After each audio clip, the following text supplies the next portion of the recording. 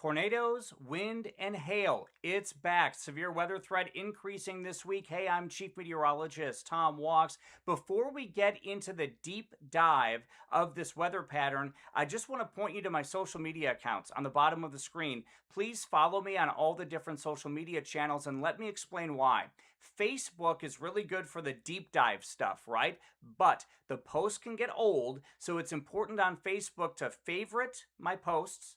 Also, put notifications on there so you get them when I post, and comment on the various posts so that it will push it to the top of your feed. So you kind of got to massage Facebook there a little bit. X or Twitter is really important for the instant alerts because those will go out to everyone. It's not as algorithmed as Facebook. The concern with Facebook is it doesn't automatically go out to everyone, right? It gets algorithmed through.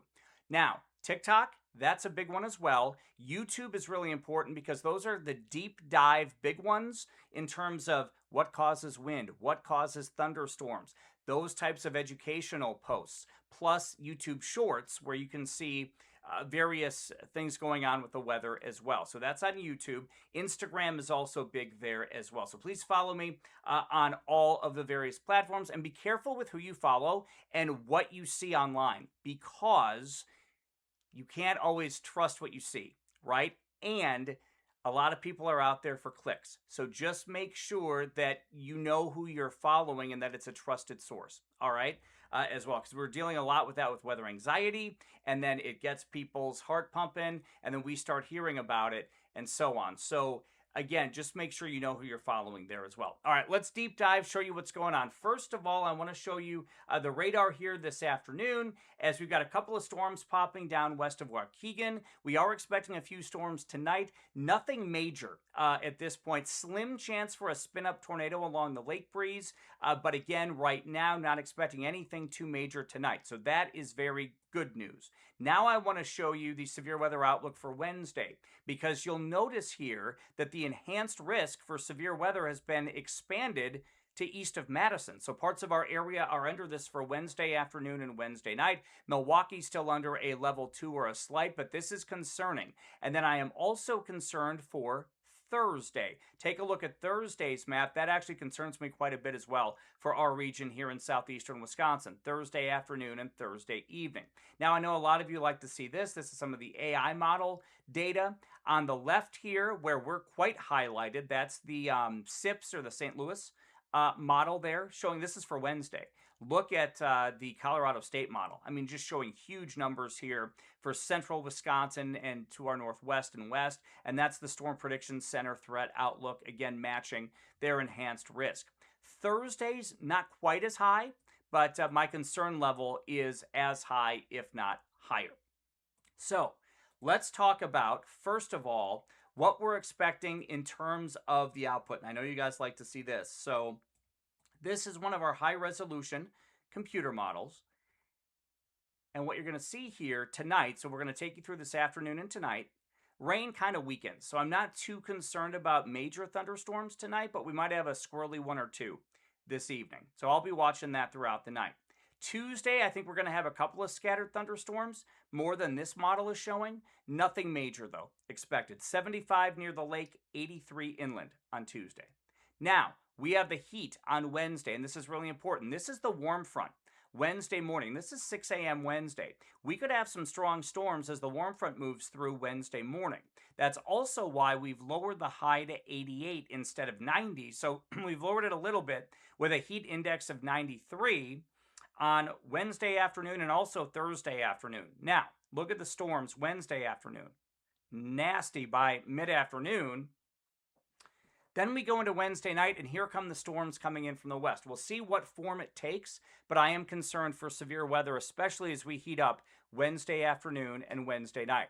Now let's go into Thursday. So this is more of a broader model, but you can see there's Wednesday night. Now here's Thursday. We heat up again, and boom, by mid to late afternoon into the evening, here comes a line, potentially, of thunderstorms. Then we dry things out on Friday. So just to recap here with this, and I'll deep dive a little bit more for you, but the concern here really becomes Wednesday afternoon and evening, all hazards on the table, tornadoes, wind, and hail.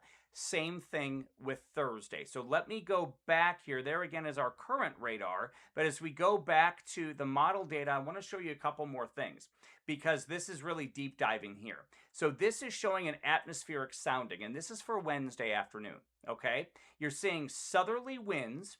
Hang on, let me point this out. Southerly winds right here, westerly winds as you go up. Why does that matter? Because the winds are turning. So if the model is now trying to depict hazard type, tornado is there. And I'll explain wind shear here in just a moment. Let me show you Thursday's data here as well. Same thing. In fact, I will argue that the wind shear here is much, much stronger on Thursday, which has my concern. So let me explain this real quick. So if you, let's say this is a southeast wind, okay? So this is a southeast wind and then you have a west wind above it. What's that doing? It's causing the pen to rotate, right? Well, so the atmosphere is rotating before thunderstorms even come in.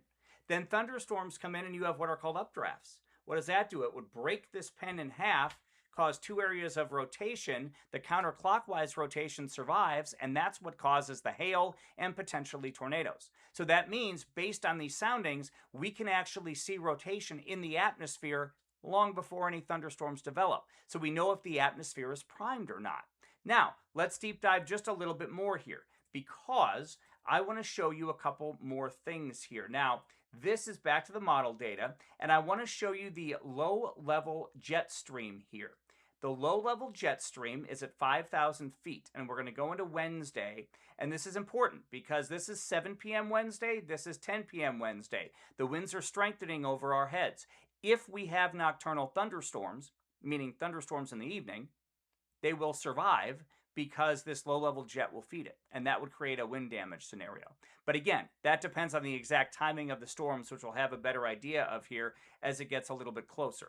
But again, that's just peeling the layers back here, showing the ingredients. Now look at the winds on Thursday. This is 7 p.m. Thursday, showing very strong winds aloft. Again, that matches the atmospheric sounding that I just showed you. One more thing to just deep dive this here. We're going to show you the storm system itself at 18,000 feet.